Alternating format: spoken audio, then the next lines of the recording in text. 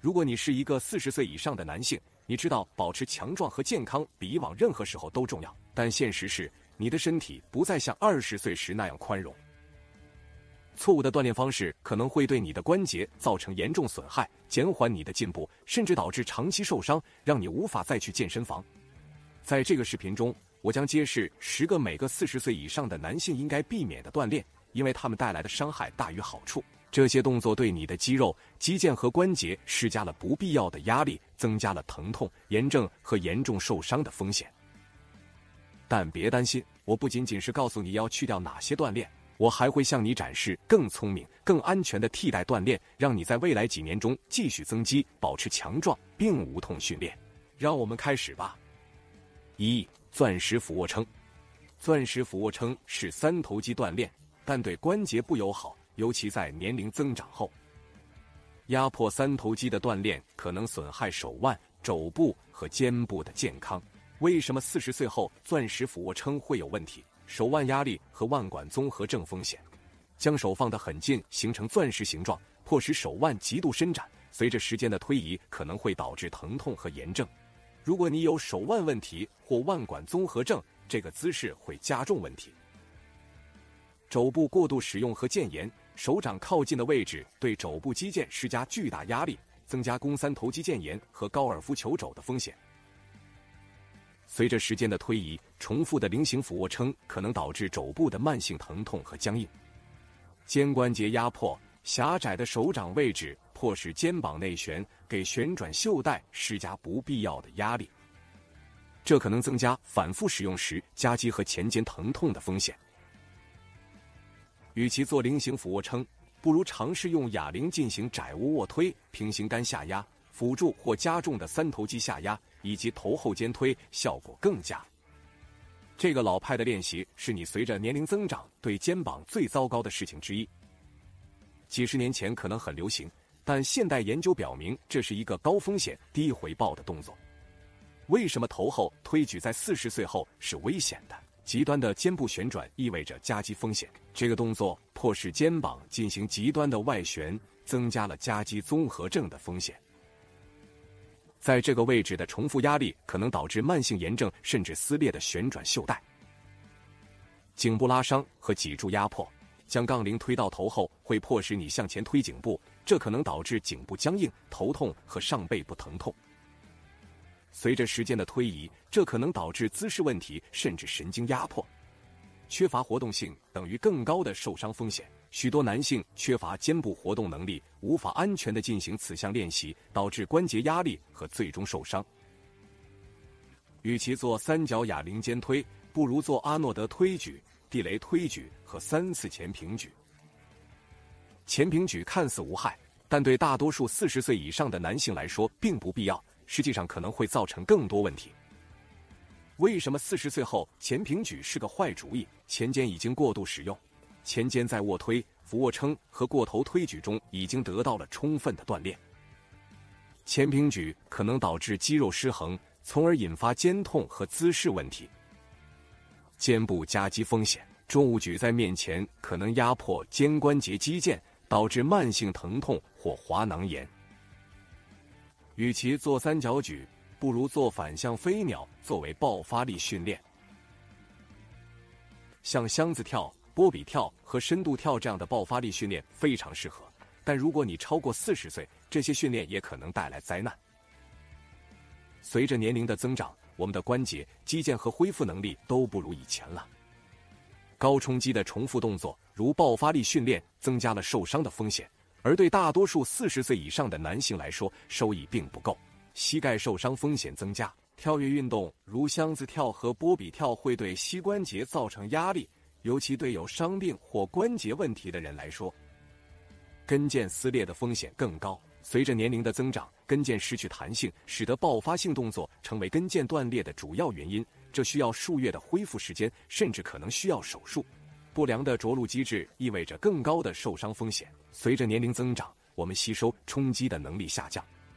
从箱子跳或执行不当的波比跳造成的糟糕着陆，可能导致脚踝扭伤、膝盖拉伤或下背部受伤。20岁时恢复快，能迅速从高强度锻炼中恢复。但在40岁后，恢复时间会变长，这类运动会增加炎症和关节压力，导致慢性疼痛或持续酸痛。可以尝试用重量进行台阶训练，以增强腿部和臀部肌肉，减轻关节冲击。低冲击有氧运动如划船、骑车和游泳可增强心脏功能且不伤关节。控制跳跃训练，轻柔着陆。如果你想要爆发力，限制重复次数，专注于轻柔着陆，避免高冲击的深度跳跃。如果你觉得这个视频对你有帮助，请花1秒钟点击点赞按钮。如果还没有订阅，请订阅。总结，这有助于频道成长，确保获取更多保持强壮与进步的技巧。现在让我们继续下一个你需要立即停止的锻炼——无哑铃飞鸟。哑铃飞鸟看似是一个很好的胸部锻炼，但对于40岁以上的男性来说，它可能会带来灾难。乍一看，飞鸟动作似乎很简单，你躺在长椅上，髋腹降低哑铃，然后在顶部收缩胸部。但随着年龄的增长，这个动作可能会造成更多的伤害，而不是好处，因为肩部和胸部肌腱受到极大的拉伸和压力。为什么40岁后哑铃飞鸟有风险？肩关节极度压力。当你降低哑铃时，肩部进入深度外旋，给旋转袖和关节唇施加巨大的压力。如果你已经有肩部疼痛、过去的伤害或活动能力降低，这个动作会加重现有问题，并增加撕裂的风险。过度拉伸胸部肌肉和肌腱，许多举重者试图拉得太深，认为更大的拉伸意味着更多的肌肉激活。但在动作的底部，胸肌肌腱被拉伸到极限，使其容易发生微撕裂甚至严重撕裂。随着年龄的增长，结缔组织失去弹性，使得拉伤或撕裂这些关键稳定结构变得更容易。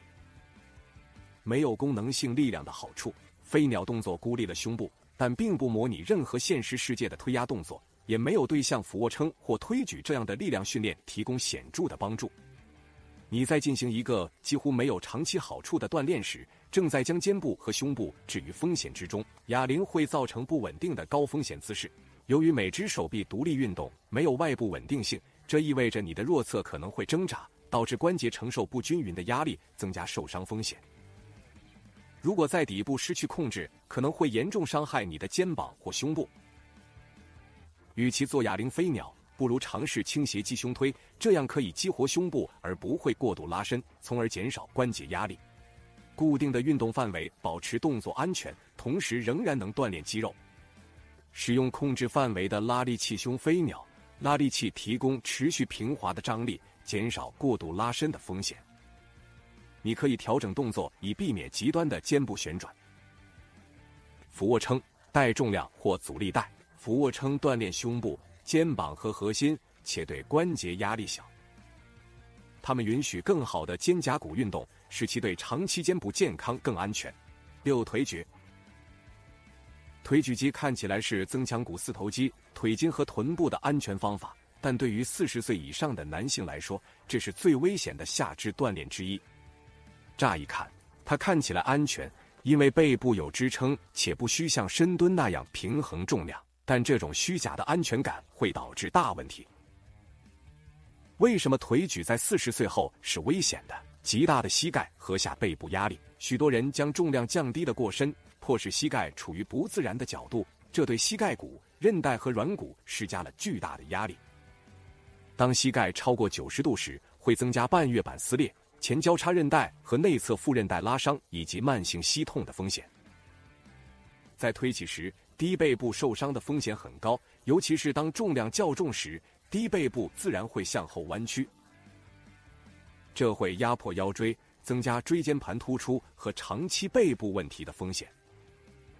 存在灾难性失败的风险，如果你的腿在重负荷下失败，重量会猛然下落，严重风险膝盖过度伸展或受伤。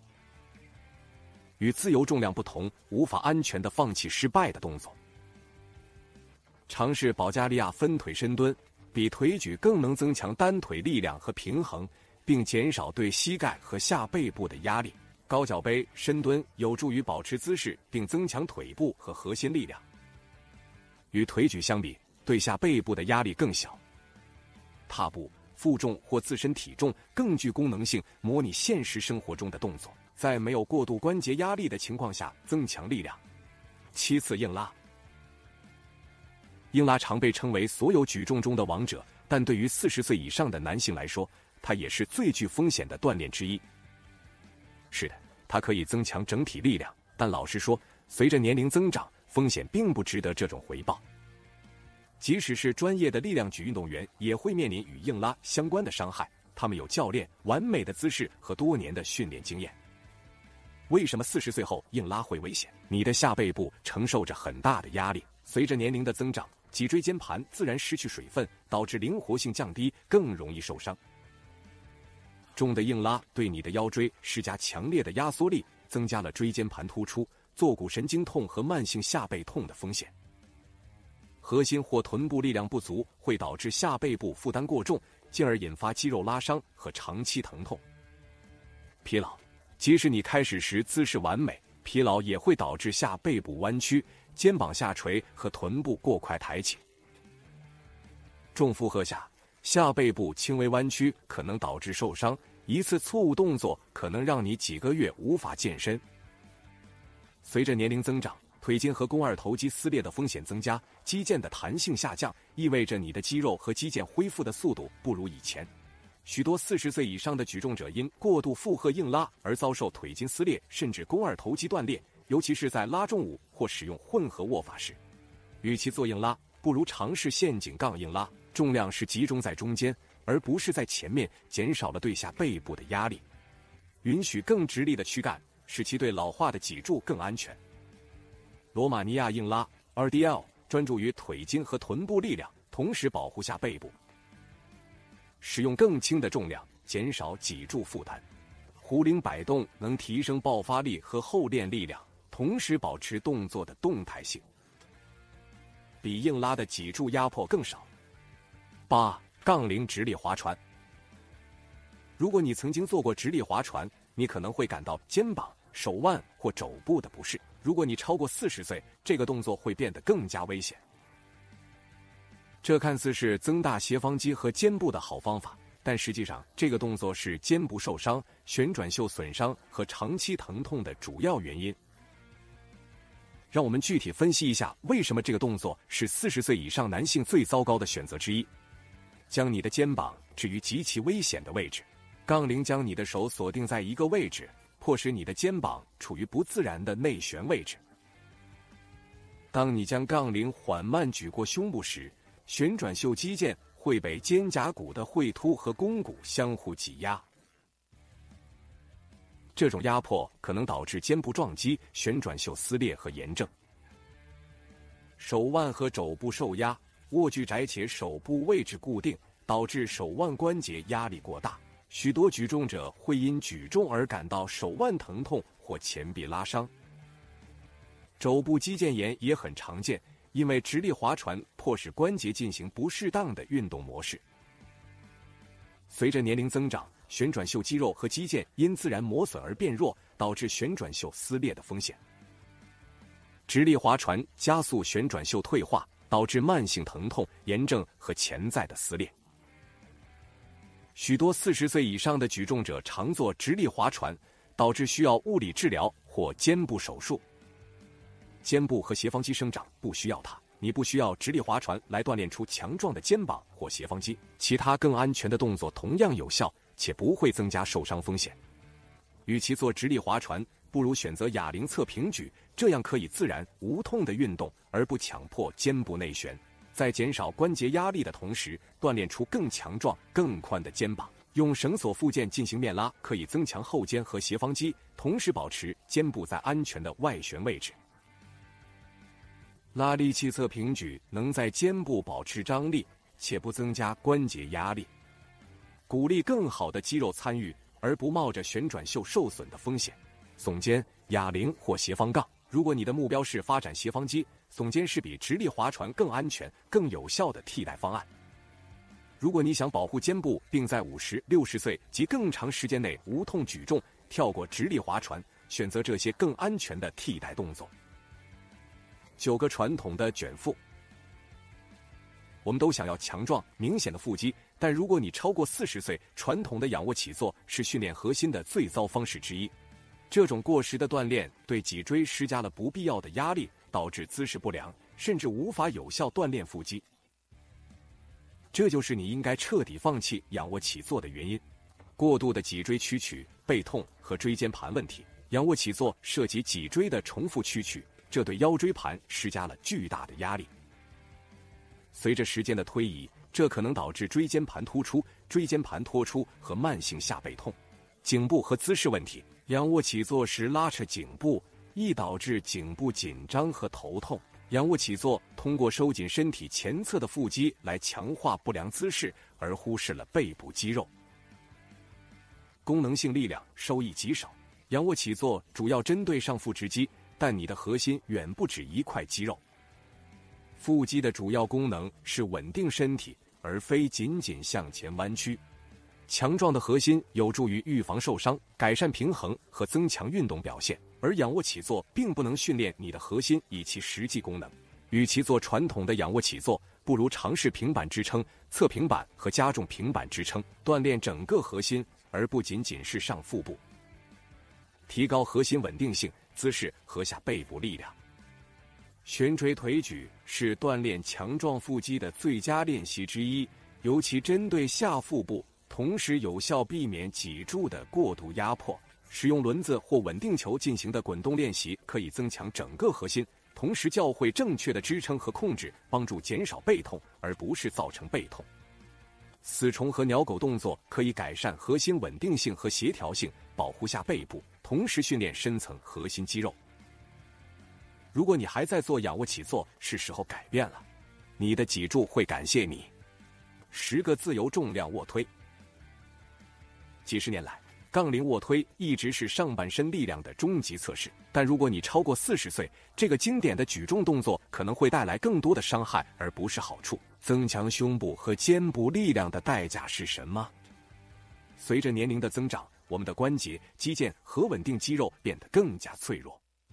杠铃卧推迫使你的肩膀处于不自然的位置，增加了慢性疼痛和严重受伤的风险。为什么40岁后自由重量卧推有风险？肩部和肩袖承受重压，杠铃迫使双臂沿固定路径运动，减少了自然肩部活动。随着时间的推移，这会导致肩袖的磨损，增加撞击、滑囊炎甚至撕裂的风险。肘部和手腕疼痛，杠铃卧推会固定你的手腕，这可能对关节施加过大的压力，尤其是如果你有关节炎或过去的伤病。长时间重负荷可能导致肘部腱炎，使 AK 卧推者推举时感到疼痛。力量发展不均衡和补偿问题，如果你的一侧胸部或肩膀较弱，杠铃无法进行单臂的调整，这会导致力量不平衡，增加受伤和长期不良姿势的风险。随着年龄增长，胸肌撕裂风险和肌腱弹性降低，增加高重量、高拉伸动作的风险。如果你过于自信或没有适当热身，可能会拉伤或完全撕裂胸肌，需要几个月的恢复甚至手术。与其做杠铃卧推，不如尝试哑铃卧推。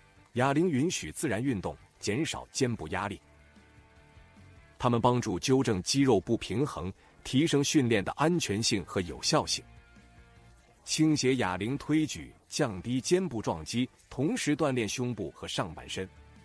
允许更强的运动范围，而不会对关节造成过大压力。加重双杠，必要时可辅助，提供更自然的推举动作，而不会造成同样的肩部压力。以一种功能性和关节友好的方式锻炼三头肌、胸部和肩部。机器卧推可以控制动作，保持关节稳定和支撑，使长期训练更安全。可调节的阻力便于逐步增加强度。年过40并不意味着你必须停止高强度训练，你只需要更聪明的训练。避免这些风险较高的练习，用更安全有效的替代品来保持强壮、无痛，并在健身房坚持多年。目标在于长期的力量和灵活性，以及无伤害的进步。